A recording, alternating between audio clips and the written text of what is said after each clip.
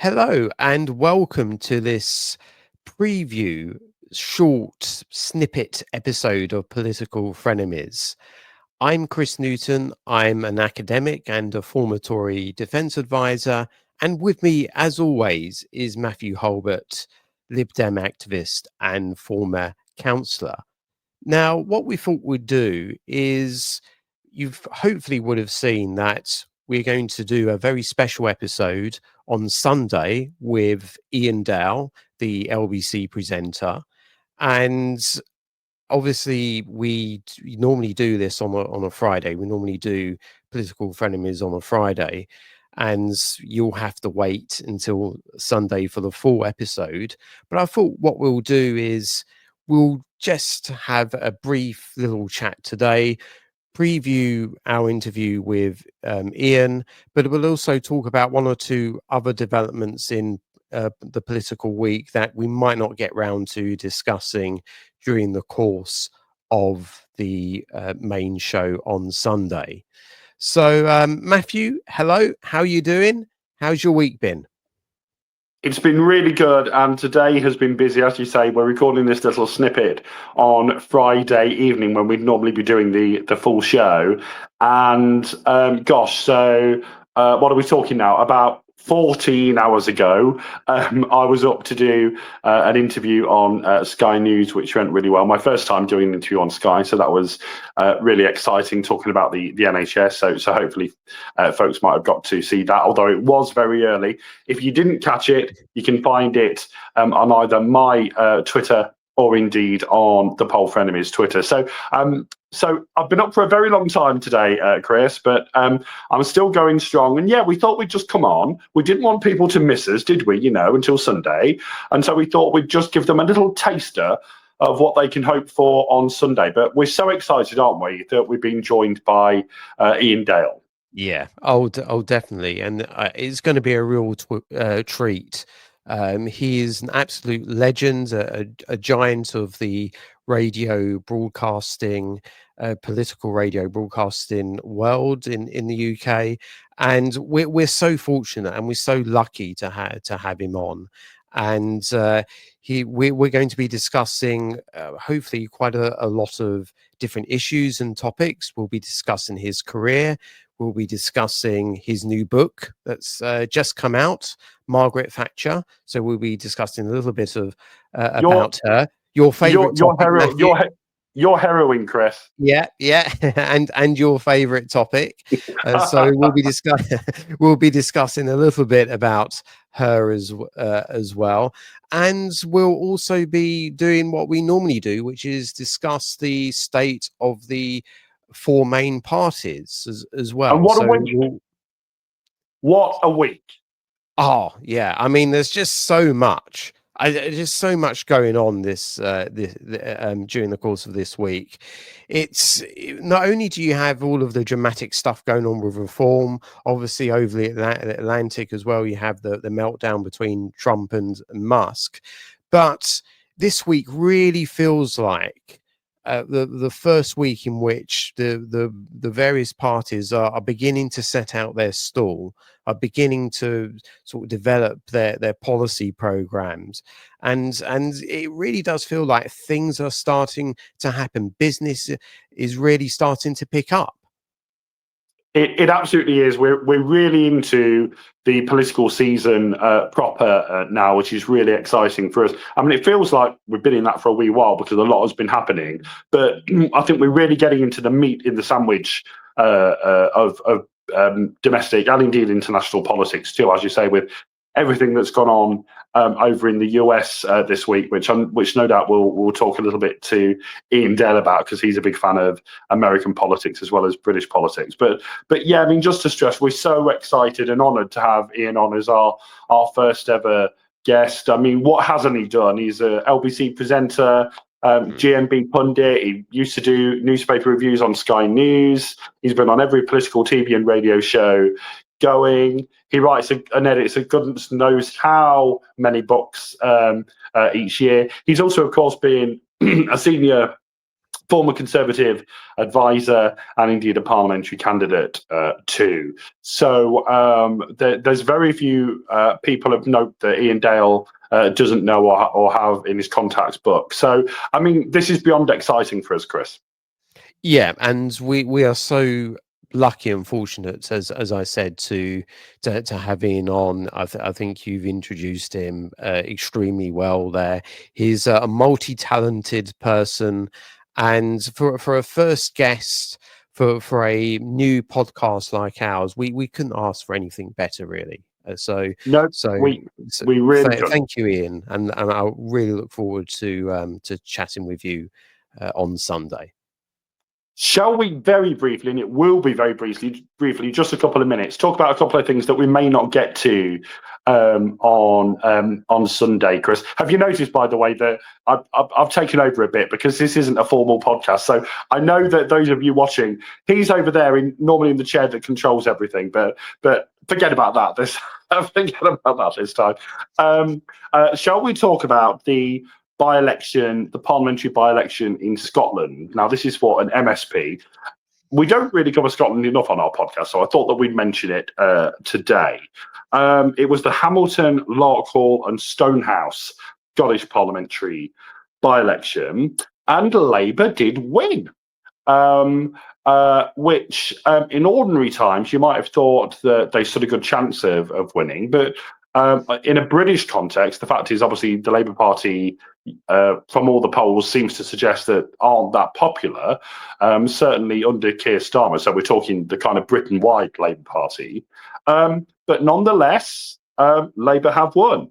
And their candidate, Davy Russell, got 8,559 votes. The SNP were second with 7,957. And then Reform came from nowhere to take third place, 7,088. And the Tories, well, I mean, where were they, Chris? Where were the Tories? They came fourth, way back. Yeah, and yeah, a lot of thinking that needs to go on regarding the Conservative party and where they go from here. But in terms of Labour, some might say that this is a very surprising result, a victory. And you know, there could be sort of various different factors in play there. Of course, the Scottish Party can, to some degree, separate itself from the main Westminster Party, and they have their own sort of leadership, and that potentially play a factor there. And of course, in Scotland, you have, in terms of the devolved system, the SNP run the governments there. So again, this again, there's a different dynamic there. The SNP are in charge, so you don't have the same dynamic as you do in Westminster. And Labour therefore has the ability to benefit from that. You have the left vote, therefore, that's split between Labour and the SNP. And by the way, where were the Liberal Democrats here? You're talking way about back. the Conservatives. I mean, way back we did beat the Greens, but yeah, I mean, this was never going to be an opportune kind of election for us. And I think you'll know this as well as me, Chris, that you have to pick where to target. And so of course we stood because we wanted to give people a chance to vote Liberal Democrat, but it was never going to be a likely by-election success for us, and it probably wasn't going to be a likely by-election success for the Tories. But ordinarily, excuse me, Chris, I've got a bit of a frog in my throat today because I've been up for so long. But ordinarily, I think you would have expected the Conservatives to come third. And of course, they didn't, because Reform are now part of the mix. So a couple of quick things to say on this. Number one, that it gives Anas Sarwar renewed hope that that Labour can put. I'm not saying it's guaranteed by any stretch of the imagination, because the SNP might be weakened, but they still know how to campaign. But give him renewed hope that they could become the government in Holyrood next year.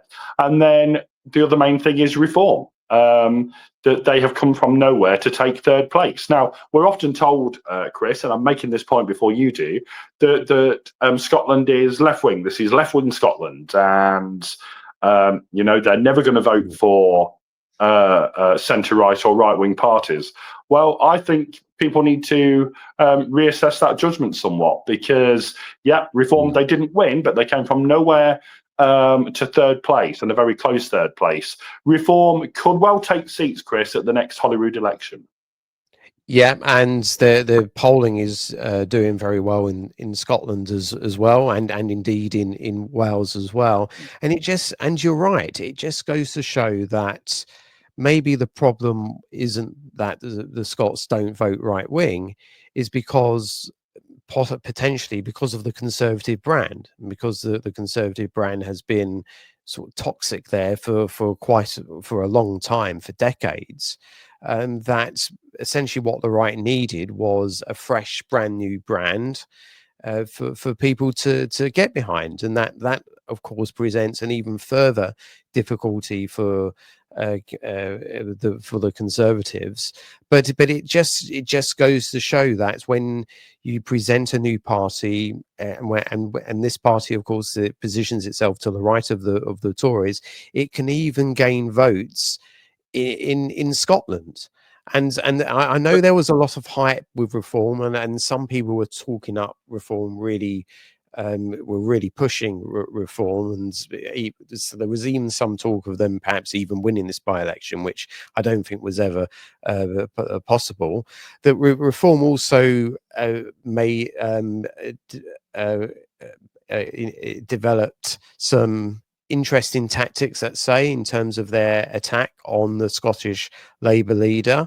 I mean, it was pretty. Some might say that it was pretty disgraceful and factually incorrect, as Nigel Farage had pointed out to him. Yeah, but look at the result. And maybe there is a constituency out there for that kind of political attack. And what happened was that Farage essentially accused Sarwar of sectarianism, and yeah, it's a very controversial tactic. And they played a video of Sarwar talking about representation for the South Asian community and so forth, but it does seem to I mean, either there seems to be votes in it, or at the very least it didn't put people off. Well, we don't know how many people it put off, do we? I mean, for some people that may have been the reason why they didn't vote Reform. I mean, I don't know. I'm just surmising here. Also, very quickly to note that, Reform are clearly a party to the right, but don't forget what we talked about in the full podcast last week about this kind of left-wing economic policy coming out from Farage. So maybe he is trying. Maybe that is quite appealing to some voters in Scotland. This culturally right, economically left thing that the Reform seem to have going on. So we keep an eye out for that one. And just before we go, Chris, on this quick ep, you've got to allow me to mention a consequential council by-election yesterday. We wouldn't normally necessarily mention council by-elections on the pod, but there was a by-election yesterday that took place in Wokingham. And it's significant for this reason that, yes, it was one council seat, but the Lib Dems took it off the Tories. And by doing so, they actually took full control of Wokingham Council. So the Lib Dems had been running it as a minority. They're now in the majority. They now have overall control, a majority of one on Wokingham Council. So good news for my party there, Chris. Yeah, and again, it just shows that the Lib Dems are picking up votes. They're again establishing their reputation in terms of, or re-establishing their reputation in terms of local government. Again, I know you say every week it doesn't get highlighted, it doesn't get picked up, but I do think is quite noticeable, kind of, that every week in these council by-elections we see Liberal Democrats taking seats away from the Conservatives, and also what needs to be mentioned is that every week, including this week, we see Reform taking council seats away from the Tories as well, and Labour also. So it used to be a criticism that Reform, well, they do well in the polls, but they don't. It doesn't translate into votes. Well, I think since the local elections, they've well, we're in a truly different phase, and again, it's very worrying for the Conservatives. And despite what Kemi Badenoch does, and she has been doing some interesting things this week, which we will discuss in the full episode, is not breaking through. It's not connecting with the public. And we will be discussing, I'm sure, on Sunday what on earth does Kemi Badenoch do from here. I'm sure that Iain will have some sage advice, which she will want to follow. But Chris, that's it. We've gone over the 15 minutes. But do join us on Sunday. Yeah, do join us on Sunday. We will be dropping the episode in the evening, so do pay attention for that. But until then, have a great weekend, and we will see you on Sunday. Goodbye. Take care. Bye.